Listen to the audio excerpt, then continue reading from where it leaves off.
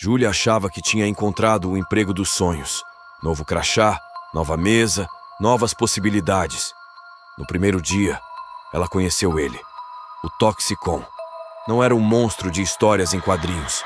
Era um gestor vaidoso, que andava como se o corredor fosse passarela e olhava para as pessoas como se fossem figurantes da própria vida.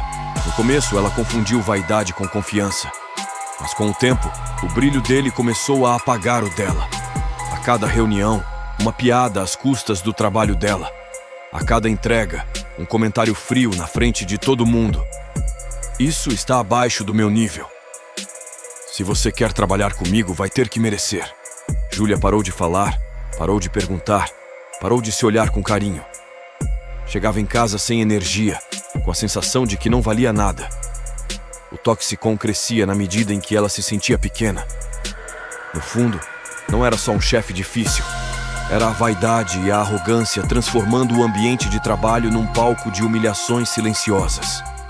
Quando uma pessoa tem uma visão muito grandiosa de si mesma, ela pode começar a tratar os outros como se os outros estivessem ali apenas para servi-la. Tudo gira em torno do eu, da minha imagem, do meu status, do meu reconhecimento. No dia a dia, isso aparece, por exemplo, com a desvalorização constante do trabalho dos colegas, com a falta de colaboração. Ninguém ajuda ninguém. As críticas são públicas. Existem piadas, humilhações disfarçadas de feedback sincero. O resultado? Um ambiente tóxico, pesado, competitivo, sem empatia. As pessoas passam a se sentir pequenas, com medo, inseguras.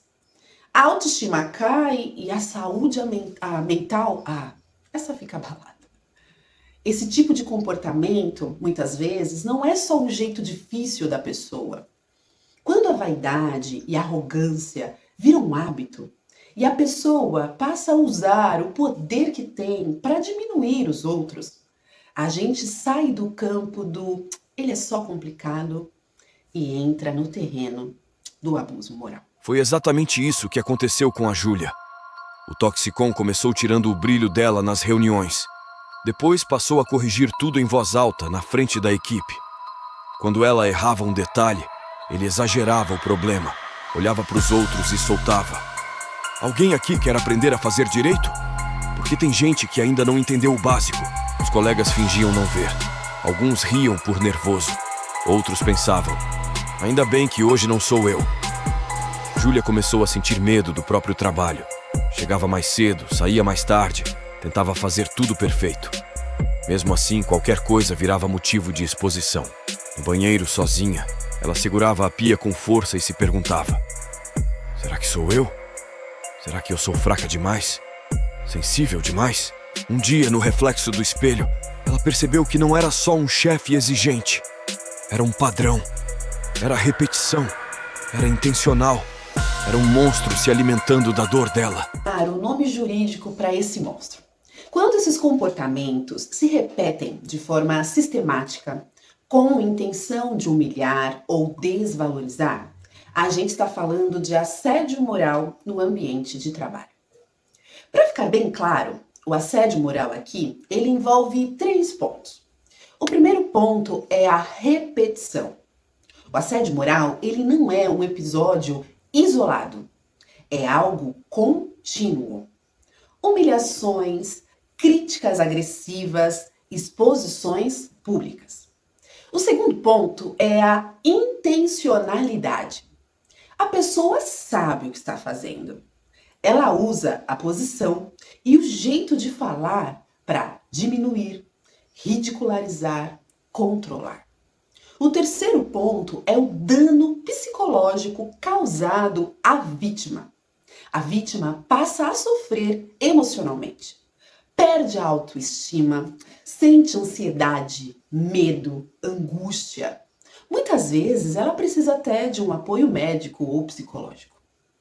Mas o interessante é que os tribunais, eles já reconhecem isso como uma violação da dignidade do trabalhador, uma agressão aos direitos da personalidade e até à saúde emocional do trabalhador. E isso gera consequências para a empresa. Gera indenização por danos morais, e a empresa, ela pode ser condenada porque ela pode não ter coibido esse tipo de prática dentro da empresa. Além disso, dependendo do caso, quem pratica o assédio pode até ser demitido por justa causa. E já a empresa pode ter essas consequências também, se ela não agir no sentido de combater o problema. Ou seja, pode não ser drama, pode não ser frescura e pode não ser mimimi. Pode ser, na verdade, uma situação grave e que a justiça já tem levado a sério. Se você se viu na história da nossa personagem, a Júlia, eu quero te dizer uma coisa bem simples. Você pode não ser fraco ou fraca, você pode não ser exagerado ou exagerada, você pode não ser o problema. Talvez o ambiente tóxico que está fazendo a gente duvidar da gente. Mas ninguém nasceu para ser objeto de humilhação, não é mesmo? Buscar ajuda não é trair a empresa, na verdade é se proteger, é cuidar da sua dignidade, da sua saúde e da sua história. Depois de perceber que não era defeito dela, Júlia decidiu não alimentar mais o Toxicon. Ela começou a registrar tudo: datas, frases exatas, reuniões, testemunhas, e-mails, prints. Parou de rir de comentários que a machucavam. Parou de aceitar ser tratada como alguém abaixo do nível do chefe. Procurou o RH. Contou a história com calma, com fatos, com detalhes. Depois, buscou orientação jurídica e entendeu quais eram os direitos dela, os riscos para a empresa e o tamanho daquele abuso. A partir dali, o jogo virou. A empresa foi obrigada a olhar para o problema. O comportamento do Toxicon deixou de ser jeito de liderar e passou a ser encarado como o que era: assédio moral alimentado por vaidade. Com o tempo, medidas foram tomadas. O Toxicon perdeu espaço, perdeu poder, e aquele espelho que ele usava para se engrandecer virou prova da própria queda. Júlia saiu machucada, mas saiu mais consciente do próprio valor e com a certeza de que ninguém é obrigado a se tornar palco da vaidade de ninguém. Agora, falando diretamente com quem é empresa, gestor ou RH. Quando a vaidade e a arrogância passam a dominar o ambiente de trabalho, isso não é só um problema de clima ruim, é um risco jurídico concreto. A mensagem dos julgamentos recentes é clara: assédio moral viola a dignidade do trabalhador, gera indenização por danos morais e pode trazer condenações importantes, inclusive quando a empresa se omite. Aí você pensa, o que eu posso e o que eu devo fazer na prática? Você pode promover uma cultura de respeito e empatia. Deixar claro que ninguém é maior do que a equipe. Reconhecimento sempre, mas humilhação nunca. Treine a liderança. Chefes vaidosos e arrogantes que expõem a equipe não é um líder forte, é risco de processo. Dê um treinamento sobre comunicação, sobre feedback, sobre gestão de pessoas. Isso não é luxo, é proteção para a sua empresa. Também crie canais seguros, um canal seguro de denúncia. As pessoas, elas precisam saber onde procurar ajuda, sem ter medo de vinganças.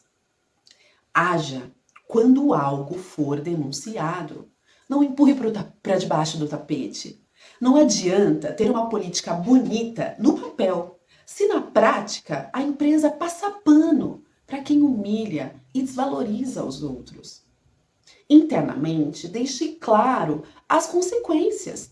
Dependendo do caso, quem pratica assédio moral pode ser responsabilizado e até demitido por justa causa. Resumindo, o recado é simples. Controlar o ego e coibir a arrogância não é só questão de ética. É questão também de responsabilidade jurídica e de cuidado com quem faz o seu negócio crescer e acontecer. Talvez você tenha ouvido essa história e pensado, que exagero, comigo nunca seria assim. E tudo bem, porque o assédio moral nem sempre vem grande. Às vezes ele chega pequeno, discreto, quase imperceptível, mas machuca do mesmo jeito. Se você quer entender melhor, se proteger e ajudar a sua empresa a construir ambientes mais saudáveis, eu deixei no link os meus produtos e serviços. E claro, se inscreva, deixe o seu like e vamos juntos derrotar esse monstro e respirar aliviados. Te vejo no próximo vídeo. Tchau!